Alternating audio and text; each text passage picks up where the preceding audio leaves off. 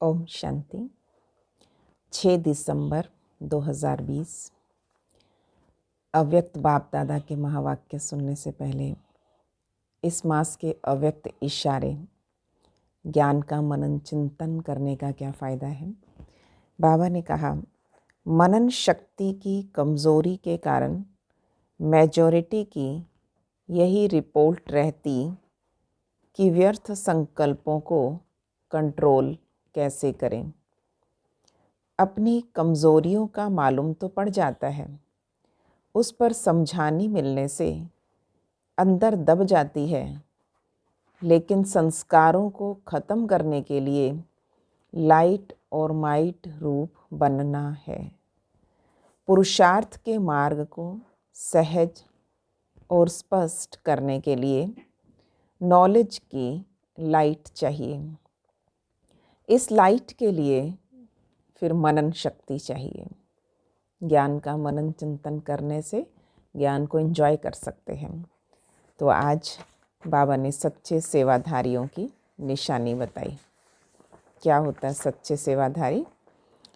याद, पवित्रता और सच्चे सेवाधारी की 3 रेखाएं।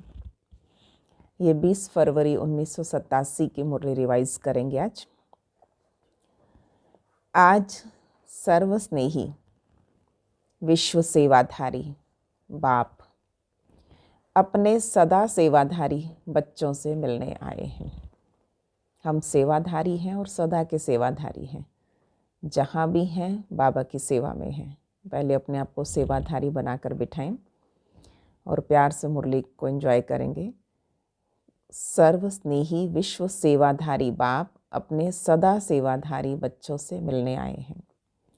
सेवाधारी बाप दादा को समान सेवाधारी बच्चे सदा प्रिय है।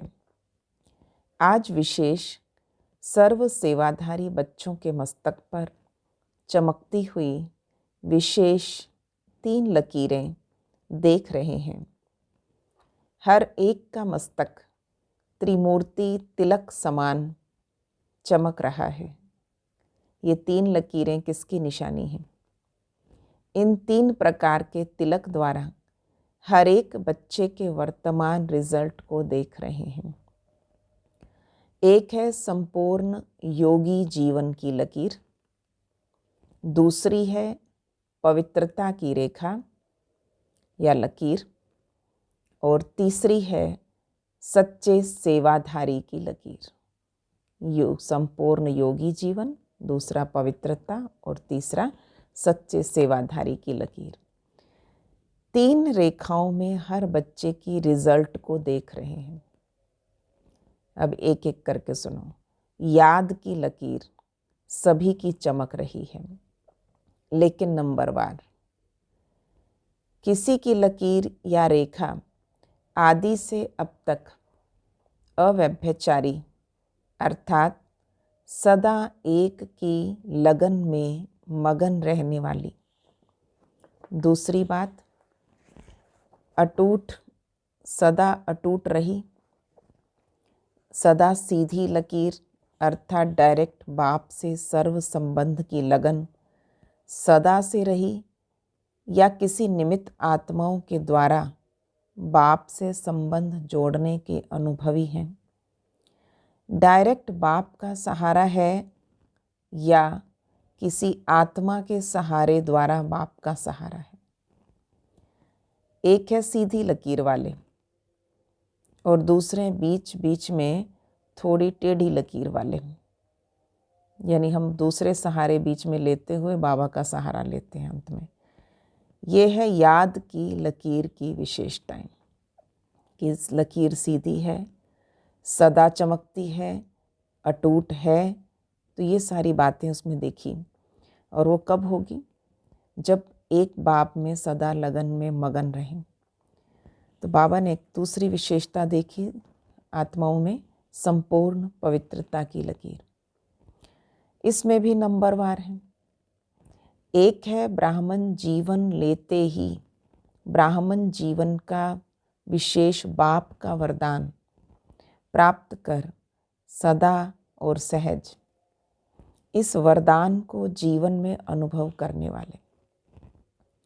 उन्हों की लकीर आदि से अब तक सीधी है। समझ ही लिया कि पवित्रता तो जन्म सिद्ध अधिकार है, पवित्रता तो हमारा धर्म है, तो उनकी अब तक सीधी है।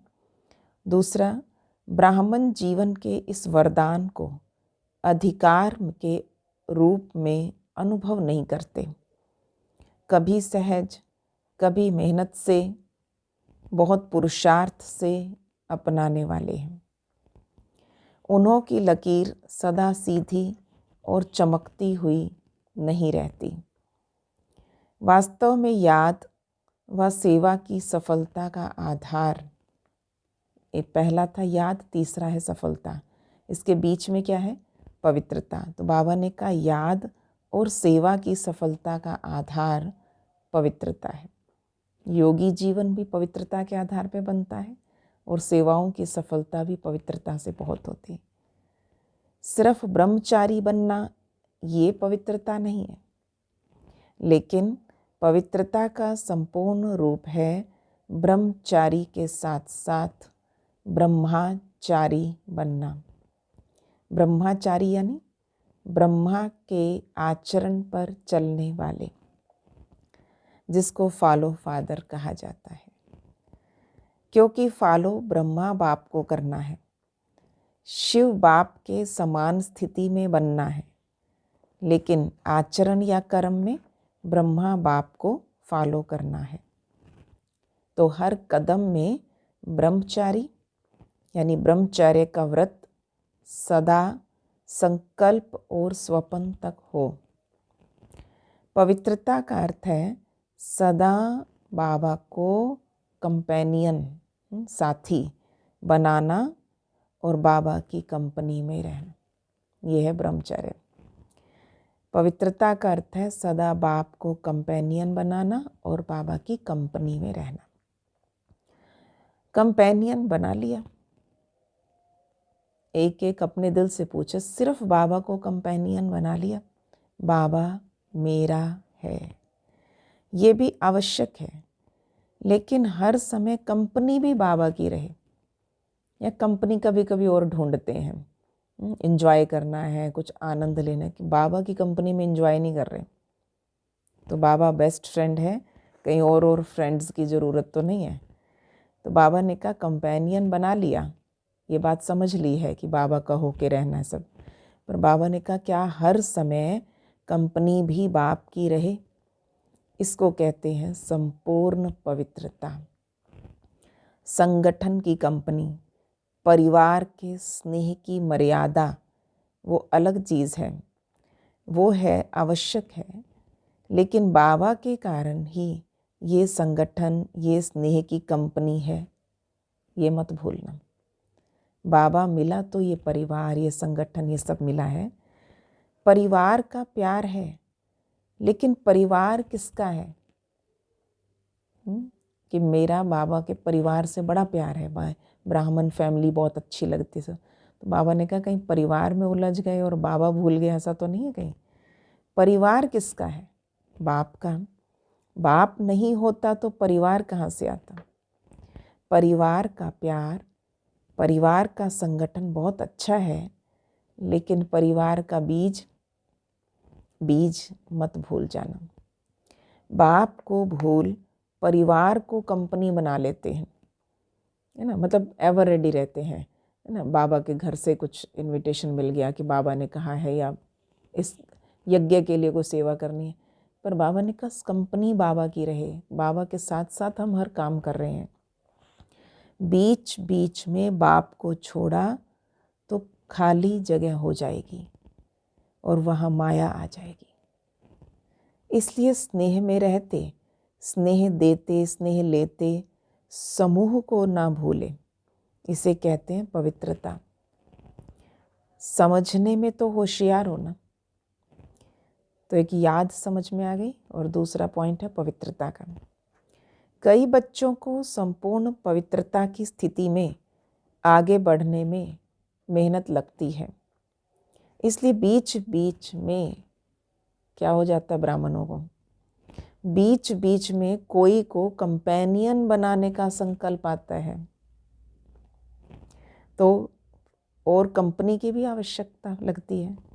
कंपेनियन बनाने का संकल्प आता है और कंपनी भी आवश्यक है, ये भी संकल्प आता है। सन्यासी तो नहीं बनना ना, अंदर अंदर ज्ञान को कैसे तोड़ मोड़ रहे हैं। सन्यासी तो नहीं बनना है, लेकिन आत्माओं की कंपनी में रहते बाप की कंपनी को मत भूल जाना, नहीं तो समय पर उस आत्मा की कंपनी याद आएगी और बाबा भूल जाएगा। तुरंत फ़ोन करें किसको, है ना, उसको बुला लूँ, उसको बुला लूँ, आत्मा याद आएगी, बाबा याद नहीं आएगा। फिर बाबा ने समझाया, तो समय पर धोखा मिलना संभव है, क्योंकि साकार शरीरधारी के सहारे की आदत हो गई है ना, कि वो आए तो उसके साथ सेवा करें, वो आए तो ये, है ना, मधुबन भी जाना है तो उसके साथ चलना है, ऐसा। तो वो फिर आत्माओं की कंपनी ढूंढते हैं। तो साकार शरीरधारी के सहारे की आदत होगी, तो अव्यक्त बाप और निराकार बाप पीछे याद आएगा और पहले शरीरधारी याद आएगा, क्योंकि आत्माओं की कंपनी और आत्मा को कंपेनियन बना रखा है। अगर किसी भी समय पहले साकार का सहारा याद आया तो नंबर 1 वो हो गया और दूसरा नंबर बाप हो गया। जो बाप को दूसरे नंबर में रखते तो उसको पद क्या मिलेगा, नंबर 1 या नंबर 2। अपनी पदवी भी देखो, क्योंकि बाबा को नंबर 2 रखा तो बाबा ने कहा आपकी पदवी भी नंबर 2 होगी, नंबर 1 पदवी कैसे लोगे। सिर्फ सहयोग लेना, स्नेही रहना अलग चीज़ है, लेकिन सहारा बनाना अलग चीज़ है। अब इस डिफरेंस को समझना। स्नेही सहयोगी बनाया है आत्माओं को, स्नेही होके चलते हैं, या सहारा ही बना लिया उन आत्माओं को। ये बहुत गुह्य बात है, इसको यथार्थ रीति से जानना पड़े। कोई कोई संगठन में स्नेही बनने के बजाय न्यारे बन जाते हैं, डरते हैं ना कि ना मालूम फंस ना जाए, मेरी बुद्धि फंस ना जाए, तो थोड़े से ज़्यादा कटे कटे या न्यारे हो जाएंगे। और उनसे दूर रहना, इससे तो कहीं फंस ना जाए, इससे तो दूर रहना अच्छा है, ठीक है, लेकिन नहीं। 21 जन्म प्रवृत्ति में परिवार में रहना है, इसलिए साथ रहते हुए न्यारी स्थिति बनाना आवश्यक है। 21 जन्म प्रवृत्ति में परिवार में रहना है ना, तो अगर डर के कारण किनारा कर लेते, न्यारे बन जाते, तो वो कर्म सन्यासी के संस्कार हो जाएंगे। तो कर्म योगी बनना है, कर्म सन्यासी नहीं। संगठन में रहना है, स्नेही बनना है, लेकिन बुद्धि का सहारा एक बाप है। बुद्धि का सहारा एक बाप है, दूसरा ना कोई। बुद्धि को कोई आत्मा का साथ, गुण या कोई विशेषता आकर्षित तो नहीं करे। इसको कहते हैं पवित्रता। आत्माओं के गुण, आत्माओं की विशेषताएं आकर्षित ना करें, इसे कहते हैं पवित्रता। पवित्रता में मेहनत लगती है, इससे सिद्ध है वरदाता बाप से जन्म का वरदान नहीं लिया। वरदान में तो मेहनत लगती ही नहीं। हर ब्राह्मण आत्मा को ब्राह्मण जन्म का पहला वरदान पवित्र भव, योगी भव। ब्राह्मण जीवन का पहला वरदान क्या है, पवित्र भव, योगी भव का मिला हुआ है। तो अपने आप से पूछो, पवित्रता के वरदानी हो या मेहनत से पवित्रता को अपनाने वाले हो। पवित्रता वरदान लगता है, सहज है, स्वतः है, जब से बाबा के बने हैं, क्योंकि और कुछ संकल्प आता ही नहीं है, और कोई अच्छा लगता ही नहीं है, या फिर मेहनत लग रही है पवित्रता को अपनाने में। तो याद रखो, हमारा ब्राह्मण जन्म है, सिर्फ जीवन परिवर्तन नहीं, ब्राह्मण जन्म के आधार पर जीवन का परिवर्तन है। जन्म के संस्कार बहुत सहज और स्वतः होते हैं। जो जन्म से होते हैं ना संस्कार, बड़े होने तक वही रहेंगे। आपस में भी कहते हो ना, मेरे तो जन्म से ही ऐसे संस्कार हैं, शुरू से तो मेरे ऐसे संस्कार हैं, कई बातों में बोल देते हैं। तो बाबा ने कहा ऐसे पवित्रता को अपना जन्म का संस्कार मानो। ब्राह्मण जन्म का संस्कार है ही योगी भव, पवित्र भव, है ना। एक तो योग का ऐसा शौक, योग को ऐसा जीवन का अभिन्न अंग बना लिया है कि बस योग और पवित्रता के बिना कुछ और सोचना ही नहीं। ये वरदान भी है और निजी संस्कार भी है। जीवन में दो चीज़ें आवश्यक हैं, कंपेनियन और कंपनी। कंपनी, इसीलिए तो त्रिकालदर्शी बाप सबकी आवश्यकताओं को जान कंपेनियन भी बढ़िया और कंपनी भी बढ़िया देते हैं। शिव बाबा ने समझ लिया ना कि जीवन में हर एक को कंपेनियन भी चाहिए और कंपनी भी चाहिए। तो बाबा क्या है, सबसे बढ़िया कंपेनियन और बहुत बढ़िया कंपनी देता है। विशेष डबल विदेशी बच्चों को दोनों चाहिए। इसलिए बाप दादा ने ब्राह्मण जन्म होते ही बाबा क्या बन गया, कंपेनियन का अनुभव करा दिया, सुहागिन बना दिया। जन्मते ही कंपेनियन मिल गया ना। कंपेनियन मिल गया या ढूंढ रहे हो अभी भी? कोई कंपेनियन तो नहीं ढूंढ रहे। चेक करना कि मुझे कोई चाहिए तो नहीं, साकार में सहारा, बुढ़ापे में क्या होगा। ये बाबा कुमार कुमारियों को स्पेशल कहते थे। कंपेनियन मिल गया या ढूंढ रहे हो, तो पवित्रता निजी संस्कार के रूप में अनुभव करना, इसको कहते हैं श्रेष्ठ लकीर अथवा श्रेष्ठ रेखा वाले। फाउंडेशन पक्का है ना। तीसरी लकीर है सच्चे सेवाधारी की। ये सेवाधारी की लकीर भी सभी के मस्तक पर है। सेवा के बिना भी तो रह नहीं सकते। सेवा ब्राह्मण जीवन को सदा निर्विघ्न बनाने का साधन भी है, और फिर सेवा में ही विघ्नों का पेपर भी ज़्यादा आता है। देखो सेवा क्या है, अब इस तीसरी लकीर को भी ध्यान से समझना।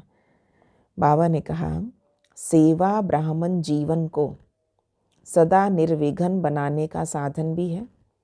सेवाधारी बन जाते हैं ना, ब्राह्मण जीवन सरल हो जाता है, क्योंकि सेवा करते करते ब्राह्मण परिवार के नज़दीक आ जाते हैं, सेवाएं दुआएं दिलाती हैं। तो सेवा से बाबा का साथ अनुभव बहुत होता है, अच्छे अच्छे अनुभव होते हैं बाबा के साथ के। बाबा ने कहा सदा निर्विघ्न बनाने का साधन भी सेवा है, और सेवाओं में ही विघ्नों के पेपर भी आते हैं। निर्विघ्न सेवाधारी को सच्चे सेवाधारी कहा जाता है। विघ्न आना ये भी ड्रामा की नोंद है। आने ही है विघ्न, तो आते ही रहेंगे, क्योंकि विघ्न या पेपर क्या करते हैं, अनुभवी बनाते हैं। ठीक है, बाबा का अनुभव भी कब किया, विघ्न आया तो नहीं, बाबा बैठा है ना, बाबा की प्रतिज्ञा है ना, बाबा ने कहा है ना कि मैं तुम्हारी छत्र छाया हूँ, तुम चिंता मत करो। अब उसको अनुभव करने का टाइम ही तभी होता है जब कोई समस्या, कोई पेपर, कोई विघ्न आया। और इसको विघ्न ना समझ अनुभव की उन्नति हो रही है। ठीक है, जब भी कोई पेपर आया तो क्या समझेंगे, अनुभव की उन्नति हो रही है। इस भाव से देखो तो उन्नति की सीढ़ी अनुभव होगी। इससे और आगे बढ़ना है, क्योंकि सेवा अर्थात संगठन का, सर्व आत्माओं की दुआ का अनुभव करना। एक तो संगठन के बीच आ गए हम सेवा करते करते, संगठन से जुड़ गए हम, और दूसरा है दुआओं का अनुभव होता है। सेवा के कार्य में सर्व की दुआएं मिलने का साधन है। इस विधि से, इस वृत्ति से देखो, सेवा सेवा नहीं है, सेवा तो दुआएं हैं। मतलब कम मेहनत में सफलताएं अधिक दिख रही है, लौकिक में भी सफलताएं दिखने लग जाती हैं। तो लौकिक और अलौकिक कार्य में सफलता ही सफलता नज़र आ रही है। ये क्या है? पीछे काम क्या कर रहा है? दुआएं ज़बरदस्त काम कर रही है पीछे, क्योंकि सेवा करने की आदत है, सेवा का शौक है, हाँ जी करने का पार्ट है ना। फिर खुशी भी बढ़ती जाती है। तो बाबा ने कहा सेवा के कार्य में सबकी दुआएं मिलने का साधन। इस विधि से, इस वृत्ति से देखो, सदा ऐसे अनुभव करेंगे, अनुभव की अथॉरिटी और आगे बढ़ रही है। विघन को विघन नहीं समझो। तो क्या समझेंगे? विघन अर्थ निमित्त बनी हुई आत्मा को विघनकारी आत्मा मत समझो, अनुभवी बनाने वाले शिक्षक समझो। क्या समझेंगे? अनुभवी बनाने वाले शिक्षक। ये मेरा टीचर है, ये विघनकारी आत्मा नहीं है। ऐसे मत बोलना कि विघनकारी आत्मा है, नेगेटिव वर्ड यूज़ ही नहीं करने।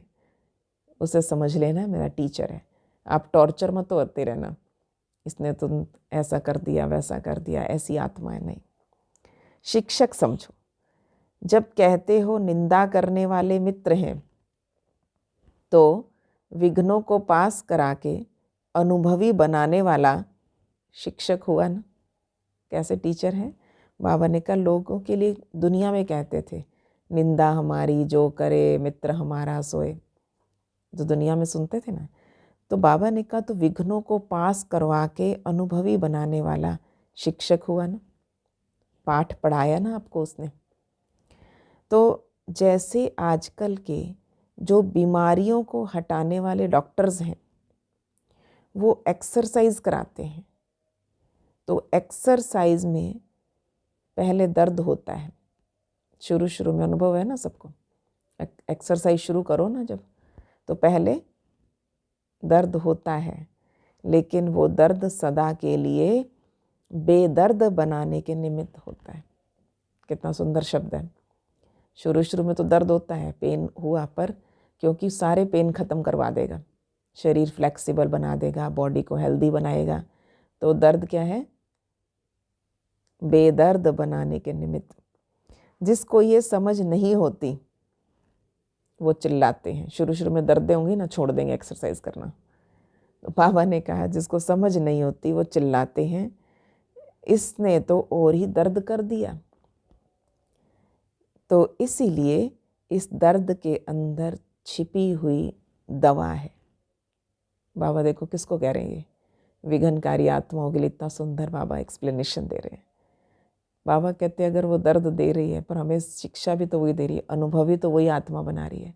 अगर वो आत्मा हमारे आसपास ना होती तो हम कैसे योगी बनते, हम और अच्छे योगी बन गए। बाबा से योग लगा रहता है, सारा दिन बाबा से बात करते, बाबा ऐसा कर दो, बाबा इस आत्मा को सद्बुद्धि दे दो। आत्मा भी दिखने लग गई और बाबा बाबा बाबा करते।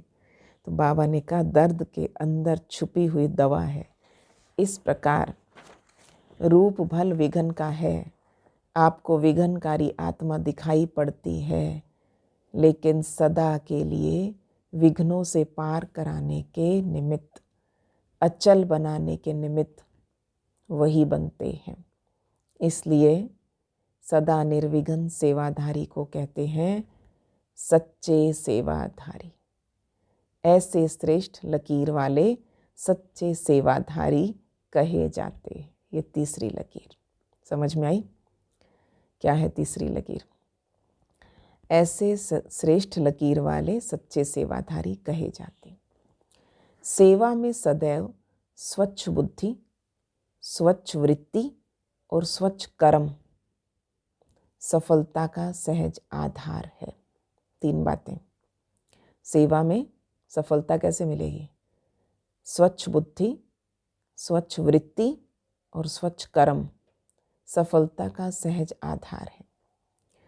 कोई भी सेवा का कार्य जब आरंभ करते हो तो पहले चेक करो कि बुद्धि में किसी आत्मा के प्रति भी स्वच्छता के बजाय अगर बीती हुई बातों की जरा भी स्मृति होगी तो उसी वृत्ति दृष्टि से उसको देखना उससे बोलना होता है ना।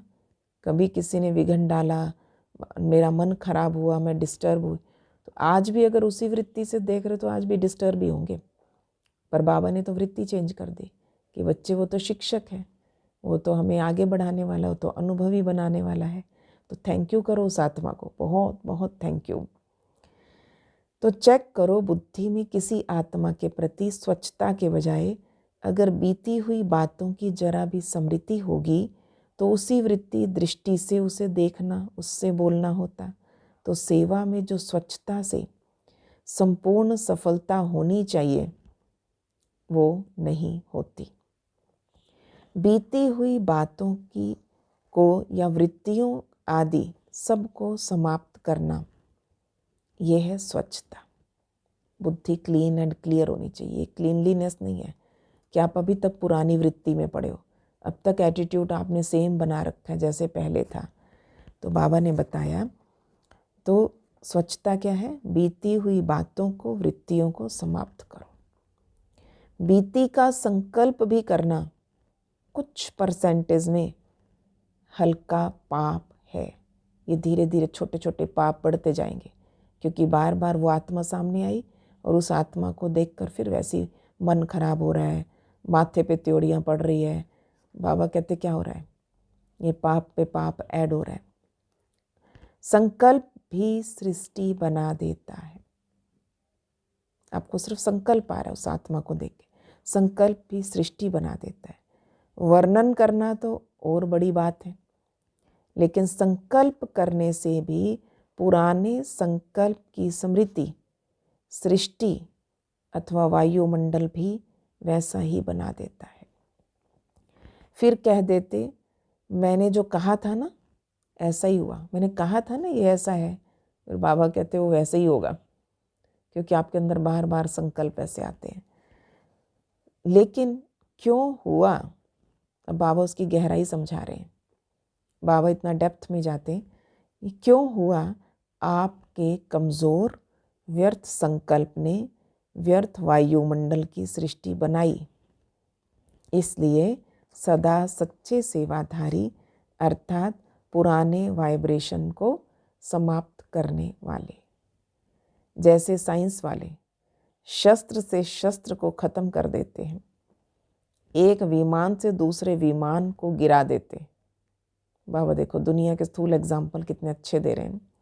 साइंस वाले शस्त्र से शस्त्र को ख़त्म कर देते, विमान से दूसरे विमान को गिरा देते, युद्ध करते हैं तो समाप्त कर देते हैं ना। तो आपका शुद्ध वाइब्रेशन को इमर्ज कर सकता है, उसके बेकार वाइब्रेशन ख़त्म हो जाएंगे। आप शुद्ध वाइब्रेशन इमर्ज करो तो शुद्ध वाइब्रेशन को इमर्ज कर सकता है और व्यर्थ वाइब्रेशन को समाप्त कर सकता है। संकल्प को समाप्त कर सकता है। अगर आपका पावरफुल संकल्प है तो समर्थ संकल्प व्यर्थ को ख़त्म जरूर करेगा। किसी आत्मा को देखते मेरे अंदर व्यर्थ ना चले, तो आप शुद्ध संकल्प इमर्ज करते जाओ। समझा? सेवा में पहले स्वच्छता, ये पहली बात स्वच्छता की बताइए। पवित्रता की शक्ति चाहिए, तो तीनों लकीरें चमकती हुई देख रहे हैं, याद, पवित्रता और सेवा। ते तीन बातें। सेवा के विशेषता की और अनेक बातें सुनी हैं। सब बातों का सार निस्वार्थ निर्विकल्प स्थिति से सेवा करना सफलता का आधार है। देखो अब बाबा सिर्फ सफलता के टिप्स बता रहे हैं। पहले क्या बताया कि सेवा करते हुए बहुत स्वच्छता होनी चाहिए, हर आत्मा के प्रति शुद्ध वृत्ति होनी चाहिए, शुद्ध वाइब्रेशन क्रिएट होगा। अब बाबा ने कहा निस्वार्थ निर्विकल्प स्थिति से सेवा करना सफलता का आधार है। इसी सेवा में ही स्वयं भी संतुष्ट और हर्षित रहते और दूसरे भी संतुष्ट रहते हैं। सेवा के बिना संगठन नहीं होता और संगठन में भिन्न भिन्न बातें, भिन्न भिन्न विचार, भिन्न भिन्न तरीके, साधन, ये तो होना ही है। सेवा करते हैं तो सबके सेवा का तरीका अलग अलग होगा, उनके संस्कार अलग अलग होंगे। बाबा ने कहा सेवा में तो ये मिलेगा ही, पर किसी को देखते हुए डिस्टर्ब नहीं होना, किसी को सुनते हुए डिस्टर्ब नहीं होना, चाहे वो कुछ भी कहे। तो बाबा ने कहा संगठन है तो संगठन में भिन्न भिन्न बातें, भिन्न भिन्न विचार, भिन्न भिन्न तरीके, साधन, ये तो होना ही है। लेकिन बातें आते भी भिन्न भिन्न साधन सुनते हुए भी स्वयं सदा अनेक को एक बाप की याद में मिलाने वाले, एक रस स्थिति वाले रहो। कभी भी अनेकता में मूंझो नहीं। अब क्या करें, बहुत विचार हो गए, किसका माने किसका ना माने। अगर निस्वार्थ निर्विकल्प भाव से निर्णय करेंगे तो कभी किसी को कुछ व्यर्थ संकल्प नहीं आएगा, क्योंकि सेवा के बिना भी रह नहीं सकते और याद के बिना भी रह नहीं सकते। इसलिए सेवा को बढ़ाते चलो, स्वयं को भी स्नेह, सहयोग और निस्वार्थ भाव में बढ़ाते चलो। मेरे अंदर का स्नेह भी बढ़े, सहयोग भी बढ़े और निस्वार्थ भाव भी बढ़े। समझा? बाप दादा को खुशी है, देश विदेश में छोटे बड़े सभी ने उमंग उत्साह से सेवा का सबूत दिया। विदेश की सेवा का भी सफलतापूर्वक कार्य संपन्न हुआ और देश में भी सभी के सहयोग से सर्व कार्य संपन्न हुए, सफल हुए।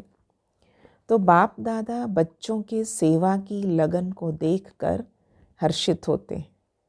सभी का लक्ष्य बाप को प्रत्यक्ष करने का अच्छा रहा और बाबा के स्नेह में मेहनत को मोहब्बत में बदलकर कार्य को प्रत्यक्ष फल दिखाया। बाबा के स्नेह ने मेहनत को मोहब्बत में बदलकर कार्य को प्रत्यक्ष फल दिखाया। सभी बच्चे विशेष सेवा के निमित्त आए हुए हैं, तो बाप दादा भी क्या कहते हैं ऐसा सेवाधारी बच्चों को, वाह बच्चे वाह। बाबा गीत गाते हैं ऐसे बच्चों के जो सेवा के निमित्त आते हैं स्पेशल। सब ने बहुत अच्छा किया, किसी ने किया किसी ने नहीं किया ये नहीं, चाहे छोटे स्थान है या बड़े स्थान है, लेकिन छोटे स्थान वालों ने भी कम नहीं किया। इसलिए सबकी श्रेष्ठ भावनाओं, श्रेष्ठ कामनाओं से कार्य अच्छे रहे और सदा अच्छे रहेंगे। समय भी खूब लगाया, संकल्प भी खूब लगाए, प्लान बनाया तो संकल्प किया ना, तो शरीर की शक्ति भी लगाई, धन की शक्ति भी लगाई, संगठन की शक्ति भी लगाई, तो सर्व शक्तियों की आहुति से सेवा का ये यज्ञ दोनों तरफ देश और विदेश में सफल रहा।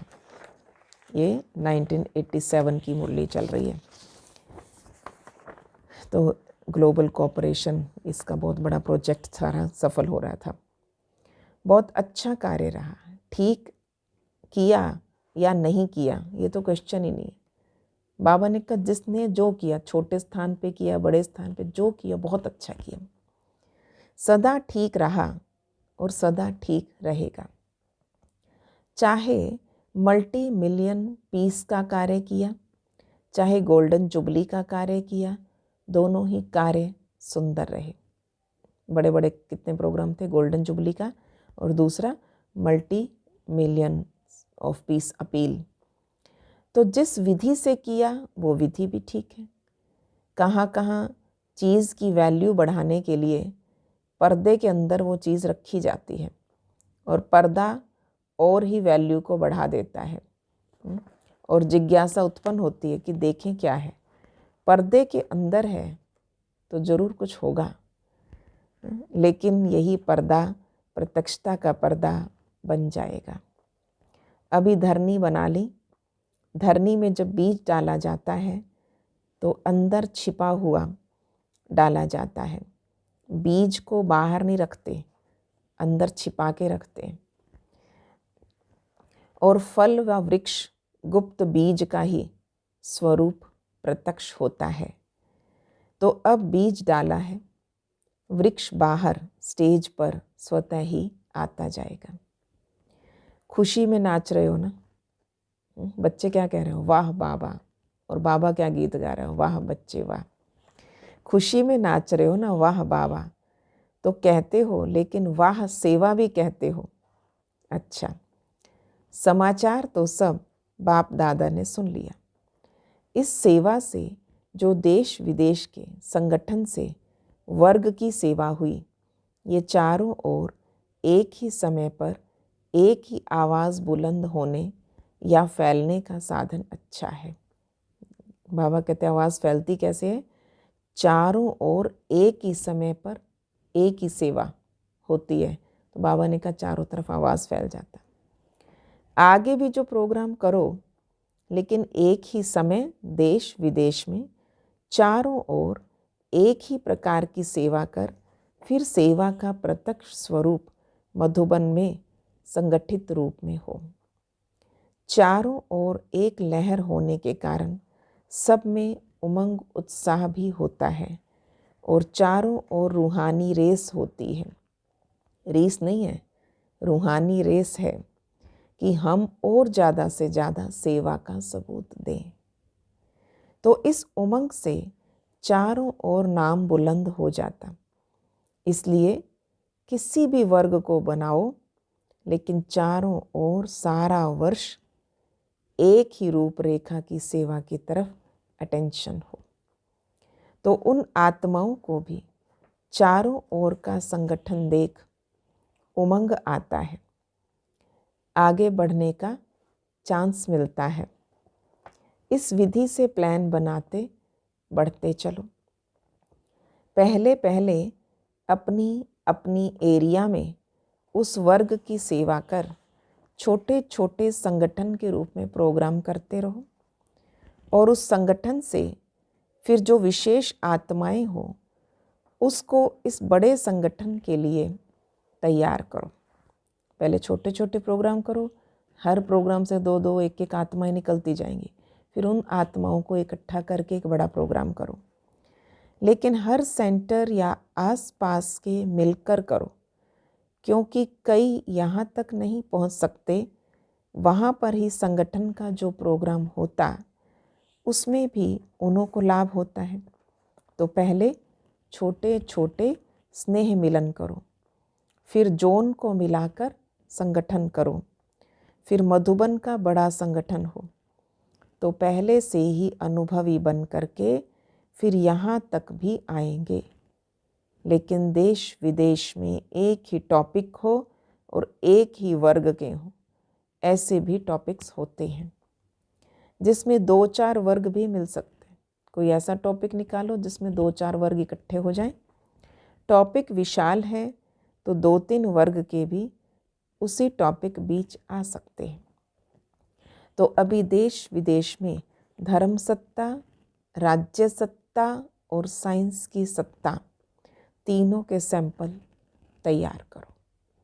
अच्छा, सर्व पवित्रता के वरदान के अधिकारी आत्माओं को, ये तो जन्म सिद्ध अधिकार है ब्राह्मणों का, सभी पवित्रता के वरदान की अधिकारी आत्माओं को सदा एक रस निरंतर योगी जीवन के अनुभवी आत्माओं को सदा हर संकल्प हर समय सच्चे सेवाधारी बनने वाली श्रेष्ठ आत्माओं को विश्व स्नेही विश्व सेवाधारी बाप दादा का याद प्यार और नमस्ते।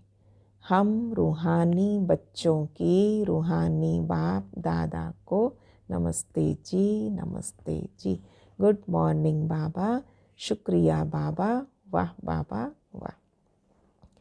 आज का वरदान है निरंतर योगी भव का। बाबा ने वरदान दिया, कंबाइंड स्वरूप की स्मृति द्वारा, कंबाइंड स्वरूप की स्मृति द्वारा अभूल बनने वाले निरंतर योगी भव। जो बच्चे स्वयं को बाबा के साथ कंबाइंड अनुभव करते हैं, उन्हें निरंतर योगी भव का वरदान स्वतः मिल जाता है, क्योंकि वो जहाँ भी रहते हैं मिलन मेला होता रहता है। उन्हें कोई कितना भुलाने की कोशिश करे, लेकिन वो अभूल होते हैं। ऐसे अभूल बच्चे जो बाबा को अति प्यारे हैं, वही निरंतर योगी हैं। तो क्योंकि प्यार की निशानी है ना स्वतः याद, तो उनके संकल्प रूपी नाखून को भी माया हिला नहीं सकती। तो ये बाबा ने निरंतर योगी का वरदान दे दिया। स्लोगन है, कारण सुनाने के बजाय उसका निवारण करो। कारण मत सुनाओ, कारण सुनाने के बजाय उसका निवारण करो, तो दुआओं के अधिकारी बन जाएंगे। ओम शांति।